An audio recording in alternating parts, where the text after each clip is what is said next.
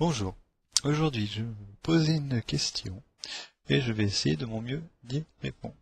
Alors la question c'est, pourquoi les États sont-ils endettés? Alors on va commencer aux États-Unis, en 1913, aux environs de Noël, donc pendant la période de Noël, quand tous les sénateurs sont chez eux avec leur famille en pleine festivité, le Sénat vote une loi avec le peu de sénateurs présents, qui sont en plus bien évidemment payés par les banques, qui interdit à l'État américain de faire des emprunts d'investissement à taux zéro, ce qui a été jusque-là la façon de faire pour que les États-Unis puissent développer leur économie de façon saine, etc. C'est le début de la dette.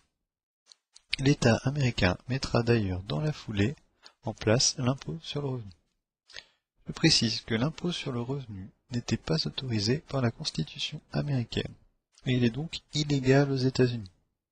Voir le film d'Aaron Russo, America, Freedom to Fascism, que je vais mettre en dessous dans la description.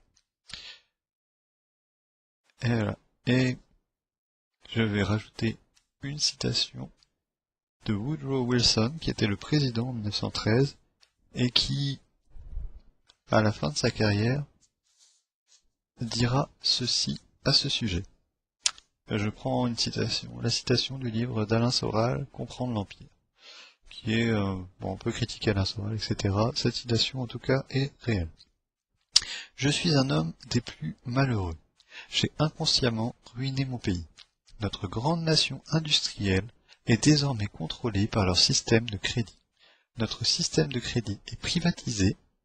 C'est pourquoi la croissance du pays ainsi que toutes nos activités sont entre les mains d'une poignée d'hommes qui, si nécessaire, pour des raisons qui leur incombent, peuvent geler et détruire l'authenticité de la liberté économique.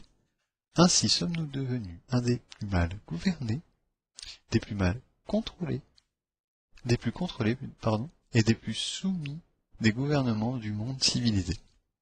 Il ne s'agit plus d'un gouvernement d'opinion libre, ni d'un gouvernement de conviction élu à la majorité, mais d'un gouvernement soumis à la volonté et à la fermeté d'un petit groupe d'hommes dominants. Je crois que ça se passe de commentaires. Alors, la Fed, cette loi donc de 1913 est accompagnée de la création de la Fed, qui est en fait un regroupement des 12 plus grandes banques mondiales. Depuis ce jour, les banques n'ont cessé de prendre le pouvoir et ont eu un rôle critique dans toutes les crises. En France, le point de départ, c'est l'accession au pouvoir par Georges Pompidou, ancien directeur général de la banque Rothschild, en 1973. Avec son ministre des Finances, ils ont mis en place l'article 25 de la loi 73-7 du 3 janvier, qui interdit désormais à la France d'émettre sa monnaie. Parce qu'on sait que la fluctuation, la possibilité d'agir sur sa monnaie peut permettre de réduire sa dette ou de renforcer ou de diminuer sa monnaie pour s'adapter aux difficultés. Ou quand c'est bien, on peut aussi la faire monter, ça dépend des cas. Mais c'est en tout cas un mécanisme qui est très utile en cas de crise. Au préalable, Jean Monnet et Robert Schuman, deux sympathisants américains, avaient lancé en France la construction européenne avec le traité de Rome en 1957. Le traité de Rome, c'était avec 6 pays, juste avant l'accession au pouvoir par le général de Gaulle. Dès les années 60, les Américains voulaient que le projet se développe au plus vite, c'est-à-dire que l'on ait le plus vite possible le plus grand nombre de pays et l'idéal était avec une monnaie unique. Alors, quel est l'intérêt? Il y a une image que j'aime beaucoup qui est construite par Asselineau, qui est le président du mouvement UPR. Et j'aime beaucoup son image. Alors, dans une maison individuelle, si vous voulez repeindre la façade, il suffit d'acheter la peinture et de le faire.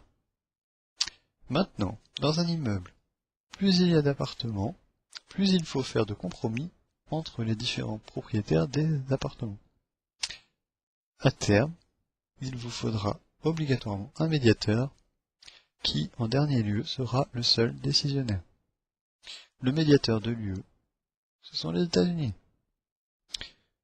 Alors, on appelle cela la stratégie des chaînes. En fait, on imbrique les uns dans les autres pour que ce soit extrêmement compliqué à gérer. Je vous mets le lien dans la description de la vidéo d'Asselineau sur le sujet qui part de toute la construction européenne jusqu'à nos jours et qui est un document que j'ai trouvé vraiment intéressant. Par contre, ça dure 4 heures. Donc voilà. Bref, au fur et à mesure, on a perdu notre souveraineté nationale jusqu'au coup de massue, qui est le traité de Lisbonne 1992, qui interdit aux États de l'Union européenne d'avoir recours à des taux de 0% pour l'investissement. Vous aurez reconnu ce qui est passé en 1913 pour les États-Unis.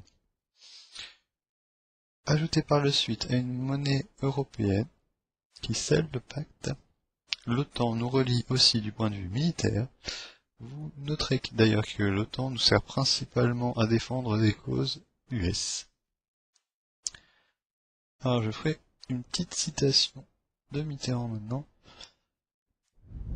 Alors, Mitterrand, à la fin de son mandat, de son deuxième mandat, enfin même juste un petit peu avant de mourir d'ailleurs, quelques semaines avant de mourir, dira cette phrase: « La France ne le sait pas, mais nous sommes en guerre avec l'Amérique. Oui, une guerre permanente, une guerre vitale, une guerre économique, une guerre sans mort, apparemment. Oui, ils sont très durs, les Américains. Ils sont voraces. Ils veulent un pouvoir sans partage sur le monde. C'est une guerre inconnue, une guerre permanente, sans mort apparemment, et pourtant une guerre à mort. En ce moment même, le traité transatlantique, ou TAFTA, est en négociation. J'ai d'ailleurs fait une vidéo à ce sujet. C'est un pas de plus vers le gouffre. En conclusion, je crois, comme propose Asselineau, qu'il faut sortir de l'Union européenne, de l'euro, de l'OTAN, et ça par contre c'est personnel, pour moi il faut recréer une justice saine, et faire un grand tri dans nos politiques, et enfin légiférer pour réguler à la fois le marché et les banques, pour enfin reprendre le contrôle.